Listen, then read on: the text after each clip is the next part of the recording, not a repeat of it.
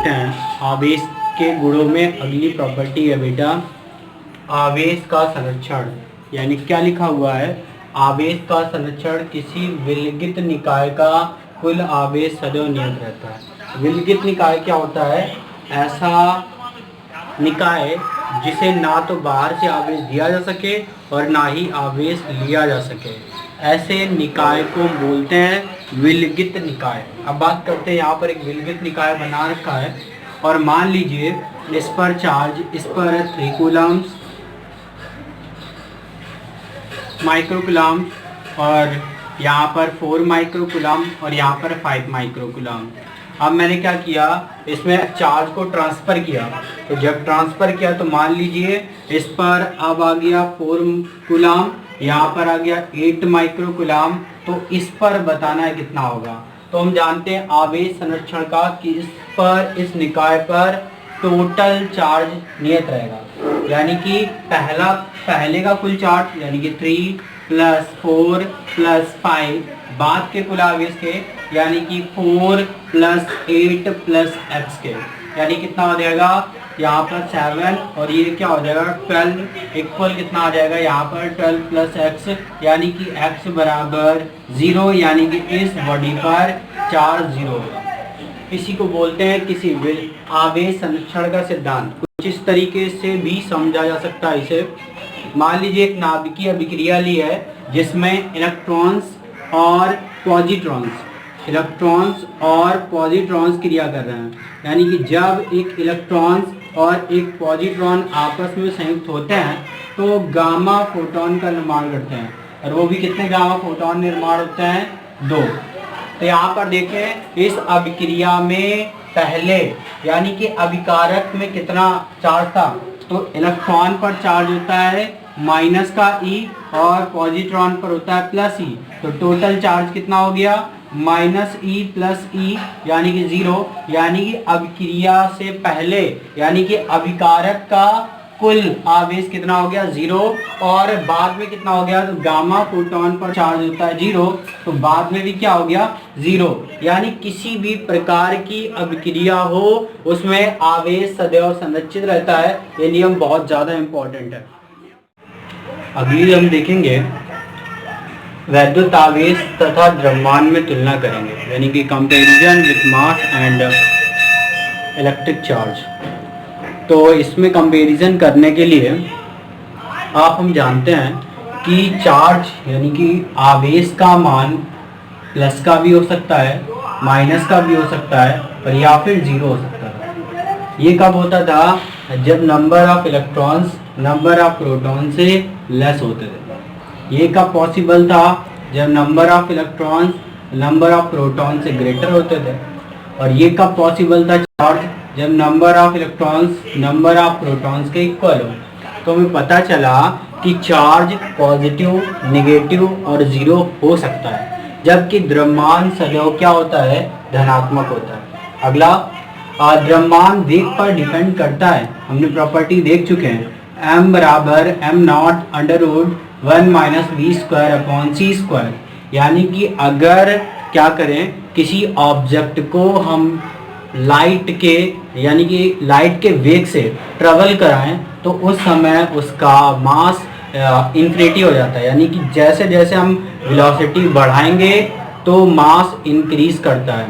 तो आपको पता नॉर्मल लाइफ में ऐसा नहीं होता है, क्योंकि वो स्पीड हम लोग जो होती है उसके कंपैरिजन में यानी कि लाइट की स्पीड के कंपैरिजन में बहुत कम स्पीड से चलते हैं, इसलिए हमें देखने को नहीं मिलता है। तो हमने पता चला कि द्रव्यमान जो है वो वेग पर निर्भर करता है, जबकि आवेश वेग पर निर्भर नहीं करता है। अगला आवेश संरक्षित रहता है, यानी कि आवेश को ना तो उत्पन्न कर सकते हैं ना ही नष्ट किया जा सकता है, बस इसे एक वस्तु से दूसरी वस्तु पर ट्रांसफर किया जा सकता है, जबकि द्रव्यमान संरक्षित नहीं करता है। ये आइंस्टाइन ने बताया था कि हम द्रव्यमान को ऊर्जा में और ऊर्जा को द्रव्यमान में परिवर्तित कर सकते हैं। आपने ये इक्वेशन पढ़ रखी होगी, डेल्टा E = mc², यानी कि मास को हम एनर्जी में और एनर्जी को मास में कन्वर्ट कर सकते हैं। इस बात को आपको याद रखना चाहिए। अगली प्रॉपर्टी है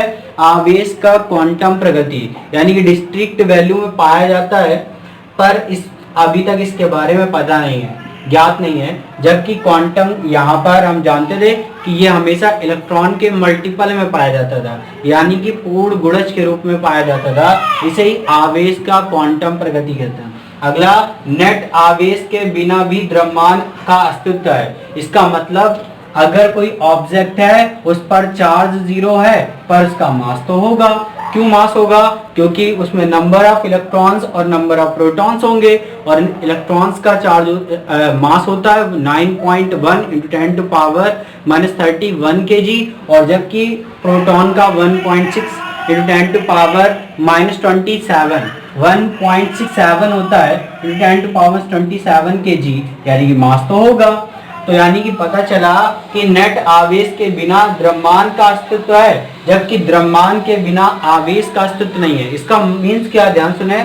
इसका मीन्स ये है कि अगर हम किसी चार्ज बॉडी से या किसी बॉडी से इलेक्ट्रॉन्स को निकाल रहे हैं तो क्या होगा? इलेक्ट्रॉन का द्रव्यमान होता है 9.1 × 10⁻31 kg।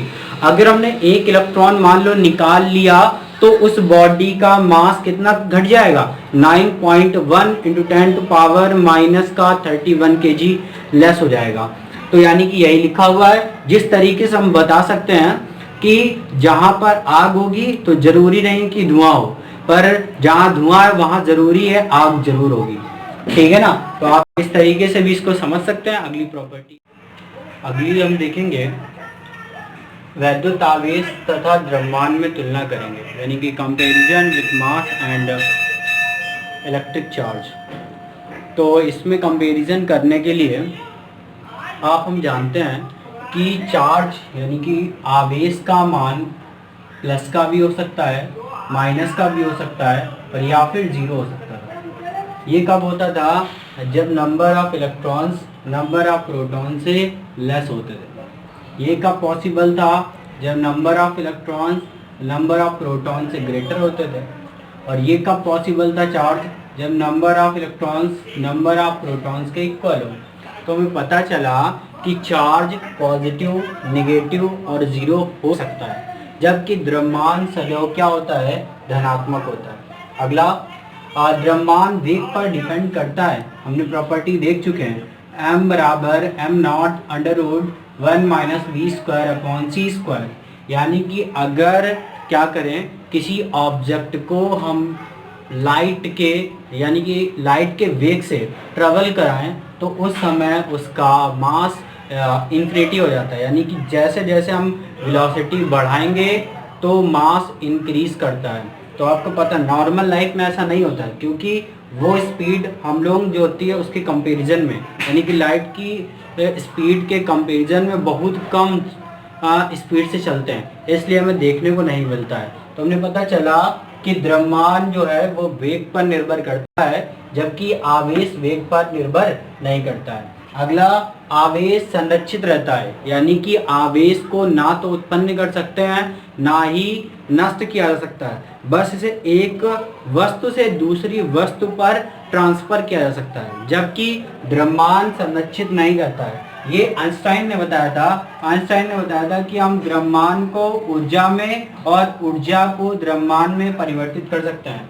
आपने ये इक्वेशन पढ़ रखी होगी, डेल्टा E = mc², यानी कि मास को हम एनर्जी में और एनर्जी को मास में कन्वर्ट कर सकते हैं। इस बात को आपको याद रखना चाहिए। अगली प्रॉपर्टी है आवेश का क्वांटम प्रगति, यानी कि डिस्क्रीट वैल्यू में पाया जाता है, पर अभी तक इसके बारे में पता नहीं है, ज्ञात नहीं है। जबकि क्वांटम यहाँ पर हम जानते थे कि ये हमेशा इलेक्ट्रॉन के मल्टीपल में पाया जाता था, यानी कि पूर्ण गुणज के रूप में पाया जाता था। इसे ही आवेश का क्वांटम प्रगति कहते हैं। अगला, नेट आवेश के बिना भी द्रव्यमान का अस्तित्व है। इसका मतलब अगर कोई ऑब्जेक्ट है उस पर चार्ज 0 है पर उसका मास तो होगा। क्यों मास होगा? क्योंकि उसमें नंबर ऑफ इलेक्ट्रॉन्स और नंबर ऑफ प्रोटॉन्स होंगे, और इलेक्ट्रॉन्स का चार्ज मास होता है 9.1 × 10⁻31 kg, और जबकि प्रोटॉन का 1.6 × 10⁻27 1.67 होता है 10⁻27 kg, यानी कि मास तो होगा। तो यानी कि पता चला कि नेट आवेश के बिना द्रव्यमान का अस्तित्व है, जबकि द्रव्यमान के बिना आवेश का अस्तित्व नहीं है। इसका मीन्स क्या, ध्यान सुने। इसका मीन्स ये है कि अगर हम किसी चार्ज बॉडी से या किसी बॉडी से इलेक्ट्रॉन्स को निकाल रहे हैं तो क्या होगा, इलेक्ट्रॉन का द्रव्यमान होता है 9.1 × 10⁻31 kg।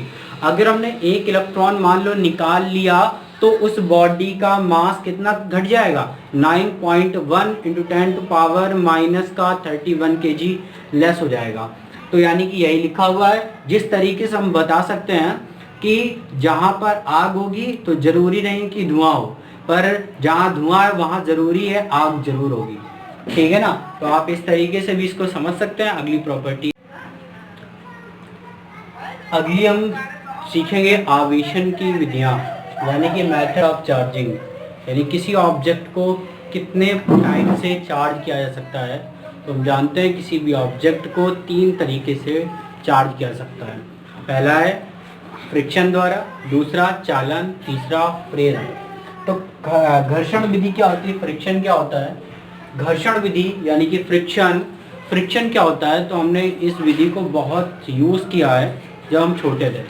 क्या करते थे, एक अपने सूखे बालों में एक कंघे को रफ करते थे, रगड़ते थे और फिर उसे कागज के छोटे छोटे टुकड़ों के पास ले जाते थे तो वो छोटे छोटे कागज के टुकड़ों को आकर्षित कर लिया करता था। इस विधि को ही क्या बोलते हैं, घर्षण। यानी क्या करते हैं, जब दो वस्तुओं को आपस में रगड़ा जाता है तो उनके बीच इलेक्ट्रॉनों का स्थानांतरण होता है, जिससे एक वस्तु धनावेशित और दूसरी वस्तु ऋण आवेशित हो जाती है। इसका मीन्स यानी कि जिस वस्तु से इलेक्ट्रॉन्स ट्रांसफर होकर दूसरी बॉडी पे गए तो एक पर तो इलेक्ट्रॉनों की अधिकता हो गई और एक पर इलेक्ट्रॉनों की कमी हो गई। यानी कि जिस पर इलेक्ट्रॉनों की कमी हुई वो उस पर धनावेशित हो जाएगा और जिस पर इलेक्ट्रॉनों की अधिकता होगी वो ऋण आवेशित हो जाएगी। तो यही बताया है। अब हम क्या कर रहे हैं, एक कांच की रॉड ली और उसे सिल्क क्लॉथ से रफ किया। जब कांच की रॉड को सिल्क क्लॉथ से रफ करते हैं तो कांच की रॉड पर पॉजिटिव चार्ज और सिल्क की क्लॉथ पर माइनस चार्ज उत्पन्न हो जाता है। इसका मतलब रॉड के इलेक्ट्रॉन्स ट्रांसफर होकर सिल्क में चले जाते हैं। इस कारण रॉड जो है वो पॉजिटिवली चार्ज हो जाती है और क्लॉथ निगेटिवली चार्ज हो जाता है। और इस विधि द्वारा हम वैद्युत रोधी पदार्थों को चार्ज करते हैं। और दूसरी बात, इस विधि में एक पर पॉजिटिव चार्ज उत्पन्न होगा तो दूसरे पर निगेटिव चार्ज प्रोड्यूस होता है।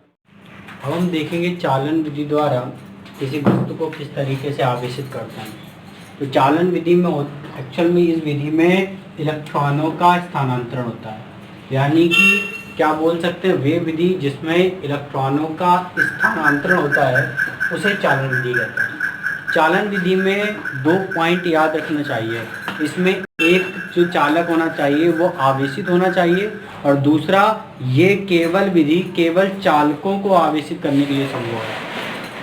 घर्षण विधि क्या थी, जिससे हम वैद्युत रोधी पदार्थों को आवेशित कर रहे थे, परंतु चालन विधि द्वारा केवल और केवल चालकों को ही आवेशित किया जा सकता है। तो क्या बोला, ध्यान रखना, एक अपने पास ये आवेशित चालक था और इस आवेशित चालक को इस चालक के पास ले गए, यानी कि इस वस्तु के पास ले गए और जैसे ही स्पर्श कराया तो इस आवेशित वस्तु से कुछ इलेक्ट्रॉन ट्रांसफर हो गए, जिससे ये भी वस्तु क्या हो गई, आवेशित। बताया, इसे बोलते हैं चालन विधि।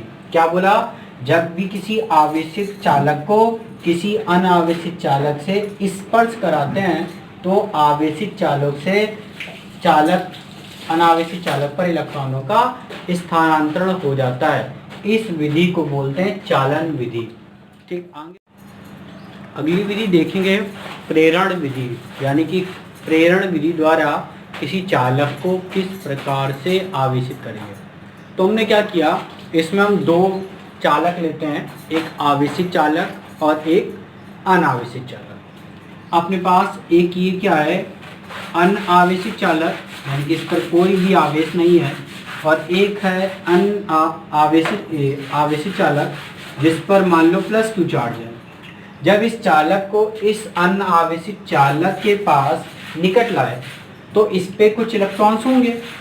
अब इस पर पॉजिटिव चार्ज है तो इलेक्ट्रॉन सारे के सारे इधर मूव करके इस पृष्ठ पर आ जाएंगे, यानी कि यहाँ पर इस जगह माइनस इकट्ठा हो जाएंगे। तो यहाँ पर इलेक्ट्रॉन्स यहाँ से मूव करके आए तो यहाँ पर क्या उत्पन्न हो जाएगा, प्लस। बताया इस प्रकार इस विधि को ही क्या बोलते हैं, प्रेरण विधि। क्या बोला, ये अपने पास एक आवेशित चालक था और ये एक अपने पास अनावेशित चालक था।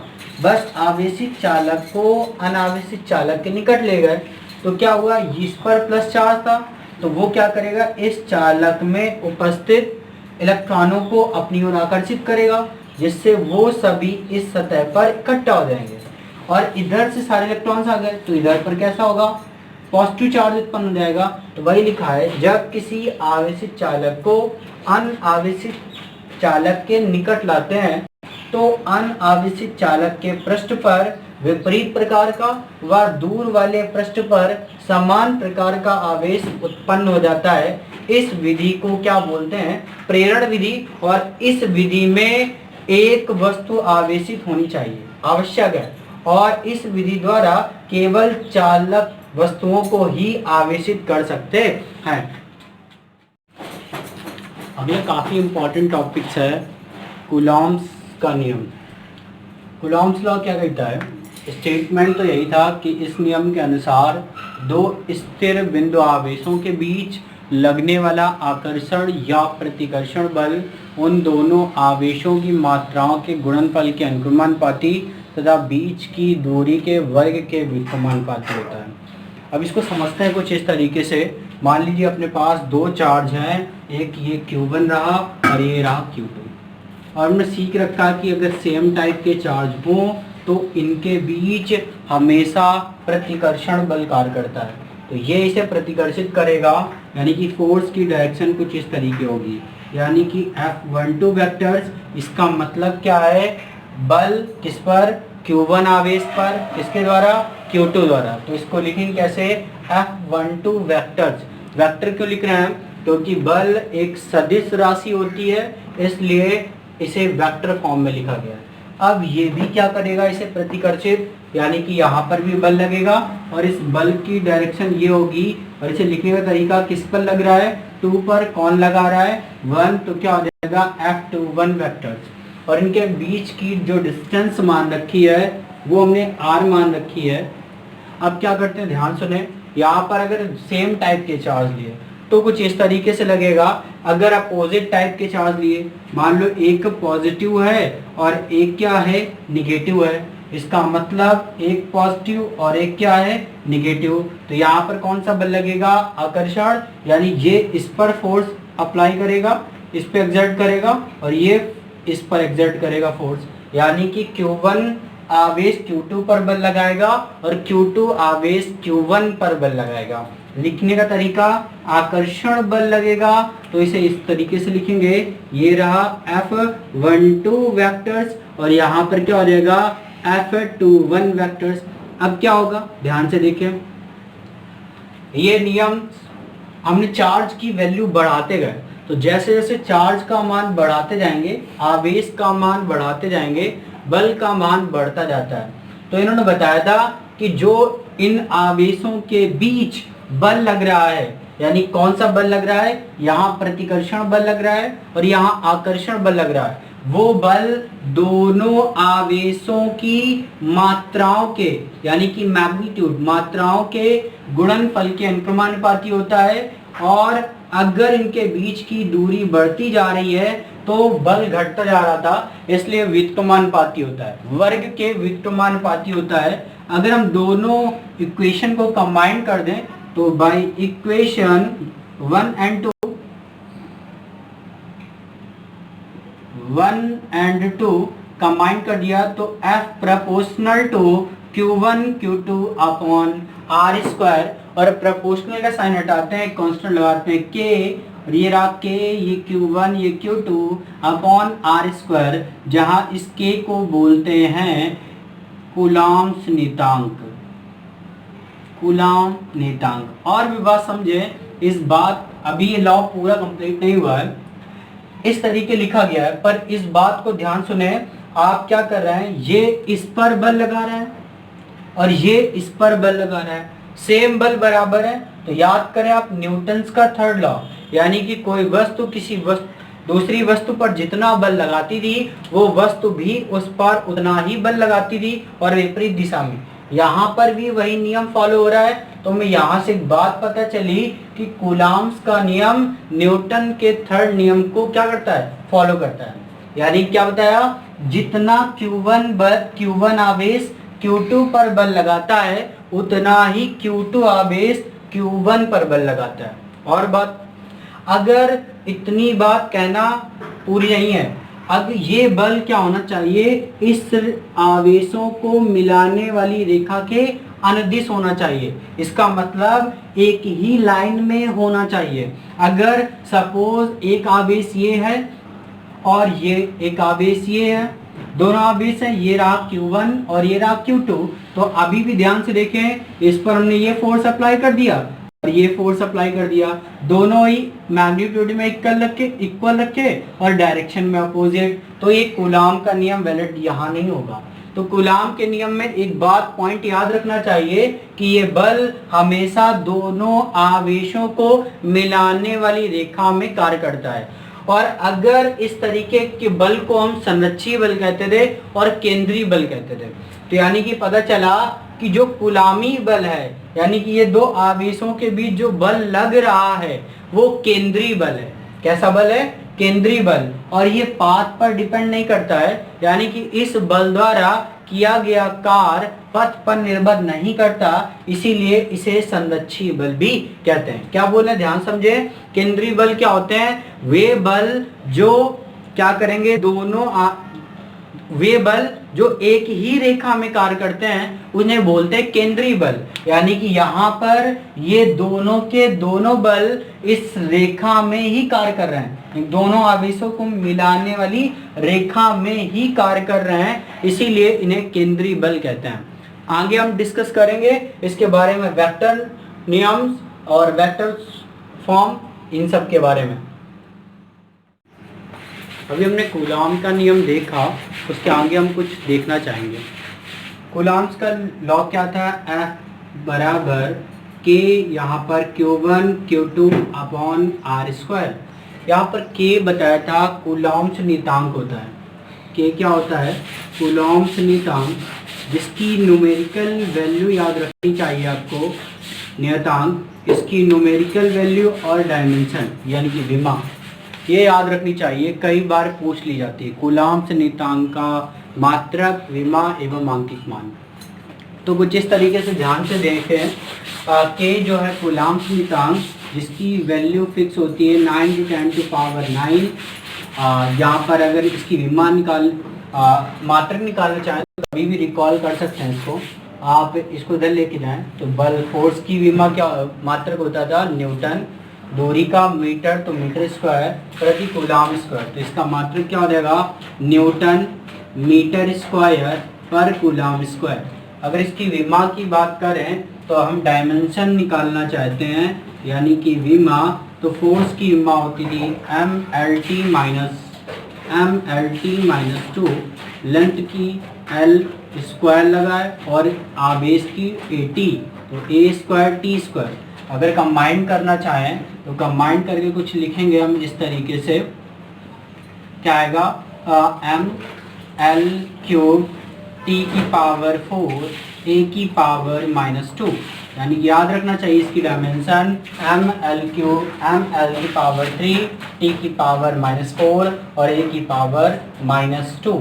क्या बताया, और भी ये K क्या है, कूलाम्स नियतांक, जिसकी numerical value 9×10⁹ newton metre square प्रति कूलाम होती है।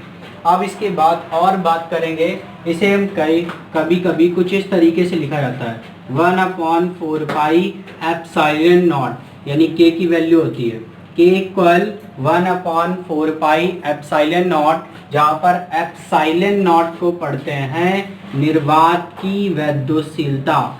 निर्वात की वैद्युतशीलता इसकी भी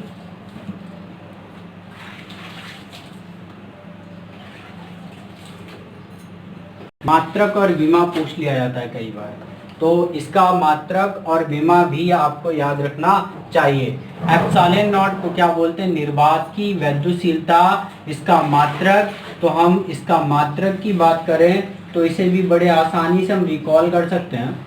आप ध्यान से देखें, ये वैल्यू इस जगह पुटअप करें तो क्या आ जाएगा 1 अपॉन, हमें क्या पता चला k equal 1/4 pi epsilon not, तो एप्सिलॉन नॉट इक्वल क्या आ जाएगा 4 पाई इंटू के। और इसकी जो विमा थी, विमा उसका उल्टा कर देंगे तो एप्सिलॉन नॉट की विमा मिल जाएगा।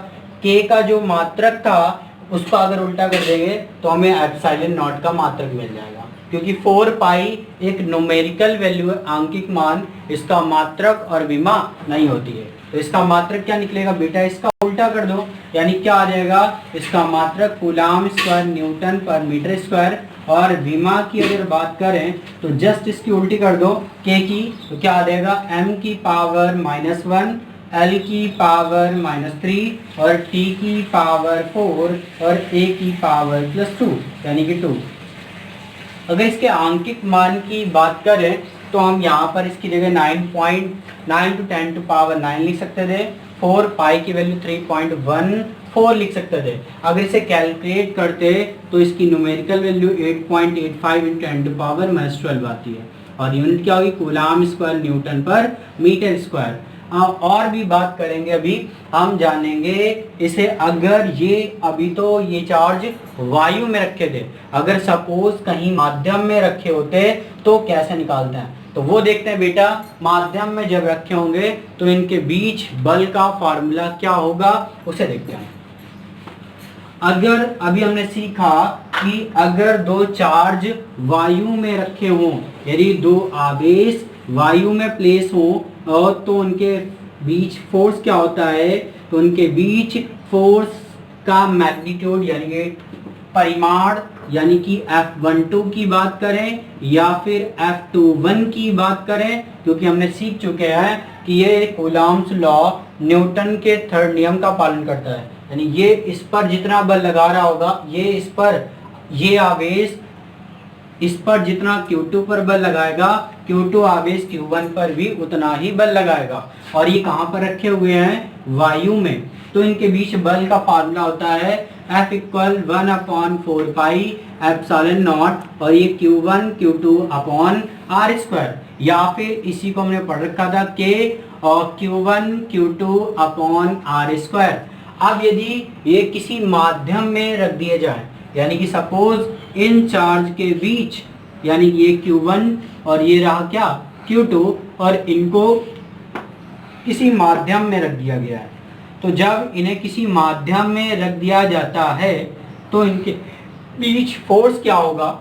यदि माध्यम में रख दिए जाएं तो इनके बीच फोर्स क्या होता है उसे ध्यान से देखें। इसे F equal 1/4 pi epsilon not, और यहाँ गौर से देखें, यहाँ लिखा मैंने एप्सिलॉन R, और यहाँ पर क्या हो जाएगा एप्सिलॉन R, और ये क्या हो जाएगा Q1 Q2 upon R square. इसे बोलते हैं आपेक्षिक वैद्युशीलता या परावैद्युतांक भी बोलते हैं। अब ध्यान से देखें, इसे NCERT में कुछ इस तरीके से भी लिखा जा सकता है 1/4 पाई एप्सिलॉन और into Q1 Q2 upon R square, यानी कि दोनों ही फॉर्मूले ठीक हैं। जब माध्यम में आवेश रखा हो, यानी कि दो आवेश किसी माध्यम में रखे हो, तो उनके बीच फोर्स क्या होता है? F equal 1/4 pi epsilon not into epsilon R into Q1 Q2 upon क्या R स्क्वायर, या फिर 1/4 पाई